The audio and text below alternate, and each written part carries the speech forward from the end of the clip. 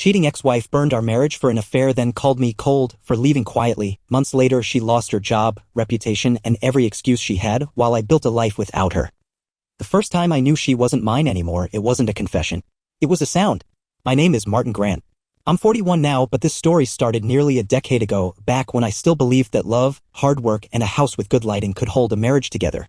Back then, I was married to a woman named Dana. On paper, we were fine. Married 6 years, 2 dogs, no kids by choice. I ran my own residential contracting business in northern Colorado, specializing in custom interiors and high-end renovations. Dana worked in sales at a medical supply company. Good hours. Decent pay. Lots of travel. We lived in a 2-story fixer-upper I'd rebuilt with my own hands. Every plank, tile, light fixture I'd installed for us. But some people don't want to live in a home, they want to be admired inside one. I still remember the night it cracked open. She'd just gotten home from a 3-day conference in Phoenix and rolled in around midnight. I was in bed pretending to be asleep. Her phone buzzed. She picked it up from the charger like it was radioactive, turned her back to me, and whispered, "I miss you already." That was it. No name. No drama. Just 6 syllables and the sound of her walking out of my life. I didn't confront her. Not that night. Not the next. Instead, I went methodical. Quiet. I pulled our phone records. Backed up her text messages while she was in the shower. Recovered deleted threads with someone saved under Lena that read like something out of a cheap romance novel. Only Lena wasn't Lena. It was Ryan, her regional sales manager.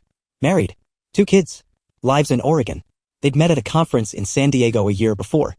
At least 37 hotel receipts confirmed they kept meeting. I saw a lawyer. Quietly. Colorado's a no-fault divorce state, but if you want to keep the house and your sanity, you'd better walk in holding proof and a clean record. So I built one. Screenshots. Copies. Dates. Emails. Transactions. I had everything cataloged in a folder labeled Final Draft. Then I waited. I waited until she left town again, flew out to Dallas for a week-long expo. Said she'd be swamped. I nodded, kissed her forehead, and packed the rest of her things into a climate-controlled storage unit the next day. When she came home, the locks had changed. On the kitchen counter sat the file. On the top page, a note that said, "No need to lie. I know everything." She didn't call right away. When she did, it was 2 a.m. 3 straight minutes of voicemails, sobbing, shifting blame, then pivoting to, "You didn't fight for us." I didn't respond. I forwarded everything to my attorney and let the papers do the talking. We divorced in 37 days. She got none of the house, none of the business, and walked away with only her car and her severance because she'd been let go for misconduct during travel, a detail I hadn't asked for but appreciated deeply when it surfaced in court. You'd think that's where it ends. But karma's patient. And Dana? Dana hadn't even started falling yet. The house was silent after she left, not empty, not cold, just still, like it was relieved. I spent the first week reclaiming it. I painted over the accent wall she insisted on. Refinished the hardwood floors she once said made the place too rustic. Donated the velvet sectional she'd picked out for appearances but never actually liked sitting on. I built shelves, organized the garage, and got new sheets. Everything that was hers or represented her version of who we were gone. It wasn't about revenge. It was about editing. And it wasn't long before people noticed. Neighbors started asking questions in that polite, suburban way where concern wears a smile and judgment rides shotgun. "Hey, haven't seen Dana around. She's taking some time to reflect," I'd say. And that was true. Except the reflection came with a corporate dismissal, a breakup with her married affair partner, turns out his wife found out too, and a new address, her cousin's basement in Fort Collins. How do I know that? Because she showed up at one of my job sites. 3 weeks post-divorce, I was managing a remodel for a historic property near Estes Park. Bright morning, smooth progress, zero drama until my phone buzzed. Unknown number. Voicemail. Her voice. "I'm outside. I just want to talk." I stepped out of the kitchen into the driveway and there she was, in jeans too clean for a construction zone and a jacket I'd bought her 2 Christmases ago. She looked tired. Not sick. Not wrecked. Just deflated. Like someone who thought they could land on their feet but forgot to measure the fall. "I know I messed up," she said before I even reached her. "Not the place, Dana. I lost everything. You let go of it." "That's not the same." She flinched. Tried again. "You were always so calm. You didn't even fight for me. I didn't need to. You were already fighting for someone else." Silence. Then, "Can we get coffee? Talk?" "No." I turned and walked back inside. The calls kept coming for a while. Then came the emails. Some angry, some apologetic. All irrelevant. What I didn't expect was the message from Ryan's wife. She reached out through my business contact form. Said she wanted to thank me for being thorough. My digital trail had helped her build her case, emails, billing receipts, timestamps. She'd filed for divorce, retained custody of her kids, and frozen joint accounts before Ryan could transfer assets. "Your folder gave me clarity," she wrote. "It saved me months of pain. I didn't reply, but I kept the message. Proof that even quiet revenge leaves echoes. By month 2, I was back in full swing. Booked out 6 months, hiring 2 new crew members, rebuilding not just my house but my name. Word spread about my work ethic, my discretion, my precision. Then I got an offer I never expected. One of my longtime clients, a real estate developer I'd done dozens of flips for, offered to partner on a new boutique renovation firm. "You've got the eye and the discipline," he said. "You keep your hands clean and your contracts tighter than anyone I know. I want to scale that." We inked the agreement in October. By December, I was leading a firm with my name on the door. Grant & Company, Custom Interiors. Dana saw the launch on LinkedIn. I know because she liked the post. That same week, I got another call. Blocked number. I answered. "I hope you're happy," she said. "I am." I wasn't tracking Dana's downfall. I didn't have to. Kept showing up. First, through whispers. Then headlines. Apparently, after losing her job, Dana tried to pivot. Started consulting independently for small firms, contract gigs, mostly fluff work. But word had traveled. In a tight industry, reputations don't need a billboard to spread. All it takes is one HR manager with a long memory and 2 lines of fine print. Eventually, she landed a temp contract through a friend at a tech-adjacent startup. 6 weeks later, the company folded its Denver branch. Not her fault this time, but the instability stuck to her like lint. It didn't help that someone anonymously sent HR a thread of screenshots from her affair with Ryan. I wasn't involved, but karma never asks for instructions. Meanwhile, I didn't just rebuild, I expanded. Grant & Company had taken off faster than I'd planned. By spring, we had 5 concurrent projects and a waiting list that extended into the fall. We got featured in a regional design magazine. I started working with a designer named Kelsey. Sharp, thoughtful, not afraid to tell me when my plans needed revision. We had good rhythm, no tension, just easy collaboration. It wasn't romantic. Not yet, but it was calm. And calm, after what I'd survived, felt like a damn miracle. Then Dana's sister reached out. Rachel. We'd always been cordial, not close. She was younger, sharper, and never bought Dana's sunshine and champagne image. I hadn't heard from her in over a year. She messaged me on a Saturday night. "Not sure if you care, but Dana's in real trouble. Financial, maybe more." I didn't respond right away, but curiosity won. I asked her what happened. Rachel explained. Dana had been living beyond her means, trying to maintain the illusion. Designer clothes, luxury rentals, expensive drinks with people she wanted to impress. But with no stable income and no support system, the bottom dropped out. She'd borrowed money from her cousin, skipped repayment, got sued, then defaulted on a credit card tied to an old joint account she forgot to remove my name from. That's how I found out.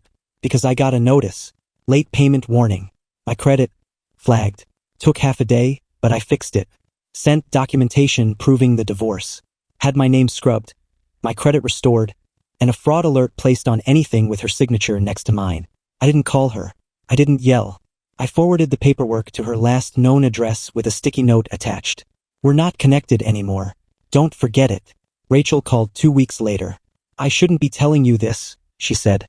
"But she's embarrassed. Not sorry. She's still blaming you." I laughed. "I know," she said. "That's why I'm done helping her." That was the last time I heard from anyone in Dana's world. In July, I took my first vacation in 4 years. Rented a cabin outside Jackson Hole. Took nothing but a book and a fishing rod. Slept without an alarm. Ate without checking emails. On the last day, I got a message. Kelsey. She'd been promoted to lead designer on 2 new projects. Asked if I wanted to co-host the announcement dinner for the clients. I replied yes, then paused, and asked if she wanted to get dinner first. Just us. She said yes. Kelsey and I had dinner at a quiet place on the edge of town, no pretension, no soft jazz pretending to be ambience. Just good lighting, real food, and conversation that never dipped into past wounds. She didn't ask about Dana and I didn't volunteer. Not because I was hiding anything, but because it didn't matter. It was the first time I sat across from someone and didn't feel the weight of being measured against ghosts. We talked about work, obviously our projects were overlapping after all, but we also talked about childhood trips, failed sourdough starters, and why silence at the dinner table doesn't have to mean something's wrong. That night didn't end in anything cinematic. No kiss, no rush. Just 2 people walking to their cars and realizing they wanted to do that again. And we did. Back at the firm, things were evolving fast. We landed a high-profile contract for a boutique hotel rebrand in Aspen, 8-week timeline, compressed bill out, no room for error. It was the kind of job that could either tank a young company or double its reach. We pulled it off with 3 days to spare. The client gave us full creative credit in the press release. That single line brought in 4 new proposals and made our fall calendar look like something out of a dream. Through it all, Kelsey was there, not hovering, not needing validation, just locked in, reliable, and sharp as ever. One night after a late site visit, I offered to drive her home. She accepted. Halfway there, she looked at me and asked, "What made you start over?" I thought for a second, then said, "I didn't start over. I just stopped staying where I wasn't respected." She didn't say anything, but her hand landed gently on mine as we pulled up to her place. Around the same time, Dana resurfaced. Not in person. Not directly. But her presence leaked in through the edges. I got an alert from my old joint bank account and attempt to access archived statements. It triggered a fraud hold. Then a request to reset the password on an account we'd closed 2 years ago. This time, I didn't just clean it up. I sent a formal cease and desist through my lawyer. Marla, my attorney since the divorce, filed the letter with a sharp note about repeat infractions and the potential for a civil harassment claim if it continued. Dana didn't respond, but the attempt stopped. Rachel emailed me a week later. One line. "She's hitting bottom. Not even pretending anymore." I closed the message and never opened another from her. Whatever sympathy was left had been dissolved in paperwork and silence. By fall, Kelsey and I were officially together, not fast, not dramatic, just present. She came to job sites when I asked, stayed away when she knew I needed focus. We spent weekends without schedules, watched bad movies, and ate at places neither of us had tried. No labels. No timelines. Just consistency. One afternoon, as we were wrapping a kitchen install for a returning client, she looked at the space and said, "I love how you build for people you've never met." I laughed. She added, "No, seriously. You create room for lives you don't even know yet. That's rare." I didn't know what to say, but I held on to that. Because after everything Dana dismantled, the most unexpected part wasn't the silence, it was the fact that someone finally saw how I built, and didn't want to tear it down. We didn't post about each other. There were no matching profile pictures, no date night selfies, no cryptic captions. What Kelsey and I had was invisible by design. Not secret, but sacred. After being with someone who curated every moment for applause, I was done broadcasting. The people who mattered saw it anyway.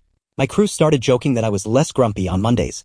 My mother, during her holiday visit, said, "You seem settled, like your breathing's changed." And it had. Kelsey had a way of being still that made space for everyone else to stop pretending. With her, I didn't have to explain why I liked grocery stores early in the morning, or why I always sit facing the door in restaurants. She didn't try to fix anything. She just made room for it. In October, we finished a full home redesign for a client who handed me a check and said, "You don't just build spaces, you remove noise." That stuck with me. Because that's exactly what my life had become, quieter, cleaner, stripped of chaos. But the quiet didn't last forever. The day before Thanksgiving, I got a letter in the mail. Handwritten. No return address. No stamps. Just dropped into the mailbox directly. It was Dana. For pages. Written in blue ink. Her handwriting looked different, shaky, rushed. She talked about regrets. About how the life she chased was a house of mirrors. How she missed the smell of sawdust in the garage and the way the house felt like a place where time slowed down. She said she'd lost 2 more jobs. That she was applying to grad school to reset. That her family had pulled back. That she didn't have anyone left who remembered the version of her before she burned everything down. Then she wrote, "I know it's too late, but I just wanted to say that you loved me the way I never knew how to love anyone. And I see it now. I see it everywhere. There was no ask. No plea. Just those words." I folded the letter. Put it in a file with everything else from that chapter. Not out of sentiment. Out of closure. That weekend, Kelsey and I drove to the mountains. No holiday rush. No family expectations. Just rented a small cabin, brought our food, and played cards while the snow started to fall. At one point, sitting by the fire, she looked at me and said, "You okay?" I nodded. Was it her? I didn't answer immediately. Then I said, "It was the past, knocking, but it doesn't live here anymore." She smiled. That was enough. The following Monday, I cleaned out my home office. Not because I had to, but because it still held traces of a life that no longer fit. Old contracts with her name, archived messages, even a drawer with receipts from a trip we never took. I shredded most of it, digitized what I needed for tax records. Then I took down the photo from our wedding, the only one still framed, tucked in a folder behind other documents. I didn't burn it, didn't smash the frame. I mailed it to her. No note. Let her be the one to decide what to do with it. By December, we hit a new stride at the firm. 3 more contracts signed. Expanded into Boulder. Hired a new project lead. Kelsey officially took the creative director title, and I stepped back from day-to-day oversight for the first time in 5 years. That's when I knew I had space again. Not just for work, but for life. One morning, over coffee, Kelsey asked, "Have you ever thought about building your own place again?" I looked at her. "You mean, From the ground up? Yeah, she said. Just yours. Not for a client. Not a project. Just something that feels like now. I didn't answer right away. But later that week, I pulled out a sketchpad and drew the first wall. The new house started on a napkin. It wasn't dramatic, no big announcement, no Pinterest board, no overhyped symbolism. Just a quiet idea scribbled during coffee, next to Kelsey, while she proofed tile samples for a client. I drew a single outline. She glanced over and said, "That's you." She didn't mean the sketch was perfect. She meant it was deliberate. Every line had purpose. No wasted space. Just like the life I was building. I bought the land 2 weeks later. An acre outside Lyons, half wooded, half clear, with enough slope for a walkout basement and enough privacy that the wind sounded like an idea, not a warning. I didn't rush the design. I let it unfold the way healing had, slow, intentional, with no need for spectacle. The first thing I chose wasn't the foundation or the roofline. It was the front door. Because this time, nothing was getting in that I didn't invite. In the meantime, Kelsey and I found our rhythm without needing to define it. We didn't move in together. We didn't label milestones. We just kept showing up. Late dinners, early site visits, Sunday drives to nowhere. And now and then, we'd circle back to what was real, not what had been broken, but what we wanted to build next. One night, sitting on the edge of the new lot, looking over the framing layout, she said, "You know, this place already feels better than anything I've ever seen you work on." I asked why. Because it doesn't have to prove anything. It just gets to exist. I didn't answer. I just looked at her. And for once, didn't need words to agree. Construction began in late spring. I used my team, my own materials, no sponsors, no discounts. This house wasn't a portfolio piece. It was a return. Every week, I'd mark progress. Not in inches or invoices, but in moments. First beam. First wall. First time radar. The rescue dog I adopted last winter. Walked into the open frame and made himself at home like it was already his. In June, I received a final piece of paperwork from my lawyer. Dana had filed for bankruptcy. Not surprising. Her debts had been accumulating for months. Lawsuits, rent defaults, professional fallout. The last straw, apparently, had been a rejected application for a business license. Denied due to unresolved civil liabilities. Marla asked if I wanted to pursue any restitution. I told her no. I wasn't owed anything worth collecting. Not anymore. That same week, Kelsey invited me to meet her father. A small backyard dinner. No showmanship, no performance. Just a table, grilled food, and her dad in worn jeans asking about lumber prices like we'd been neighbors for years. Afterward, Kelsey looked at me and said, "You never flinch when people care about you." I shrugged. She added, "That's rare." I didn't say much, but I thought about it all the way home. Because for the first time in my life, someone was noticing the way I received respect, not just the way I gave it. By midsummer, the framing was done. The wiring started. And for the first time in years, I was wiring a house with no ghosts in the walls. Just clean space. No apologies. No secrets. And enough light to see everything clearly. The first night in the new house didn't come with rituals or applause, just radar curled at the foot of the bed, the quiet hum of the heat system I'd wired by hand, and moonlight angling perfectly through the south-facing glass, illuminating the stillness I had earned without asking for it. This time, everything fit not because it followed a template, but because I had removed every piece that didn't serve the life I wanted, and what remained was deliberate. It had taken a year, every joint, beam, fixture, and decision made without compromise, not for resale, not for anyone's approval, but because I knew how I wanted to live and didn't need a second opinion. In the kitchen drawer sat a folder not labeled Final Draft or bloated with legal exhibits, but one marked Next, containing fresh sketches, an expansion plan, a woodworking course proposal, and a photo taken on a whim by Kelsey's niece, me, Kelsey. And radar, badly framed, slightly out of focus, and completely perfect. It was the only picture I'd framed in years. In October, during a casual antique market stroll, Kelsey stopped at a weathered wall clock and said, "You realize we've never talked about forever?" I started to answer, but she shook her head, smiled, and said, "We don't have to," and that single moment told me more about what trust felt like than any promise ever had. The one-year mark of the divorce passed without drama, just a drive that brought me past the house I once built for someone who chose escape over honesty. The siding was new, the windows were wrong, and nothing about it felt like a place I'd mourn. That version of me, the man who interpreted steadiness as weakness and who confused proving love with earning it, wasn't in the car that day. A week later, I hosted dinner at the new house, friends, crew, Kelsey's sister, my mom, nothing staged, no filters, just food and unforced conversation, and someone asked what I'd learned from the whole thing. I looked at them, thought about it, then said, "Sometimes you have to lose the structure you built for the wrong person to finally understand what you're capable of building for yourself, and once you see that clearly, You don't go back to drywalling over cracks just to keep the illusion standing. No one clapped. No one needed to. But Kelsey's hand found mine under the table, steady, sure, and warm, and I realized peace doesn't arrive in moments, it arrives in what you choose not to invite back in. And that right there was the only kind of closure I'd ever need. Martin didn't beg. He didn't chase. He walked away, built a better life, and left the mess behind without saying a word. While she spiraled, he poured concrete, framed peace, and opened the door to something real. If betrayal knocked your life down, would you rebuild quietly or look back? Drop your answer in the comments. Help this small channel grow by hitting that like button, subscribing, and sharing with your friends. Every bit of support means the world. Thanks for watching and see you in the next one.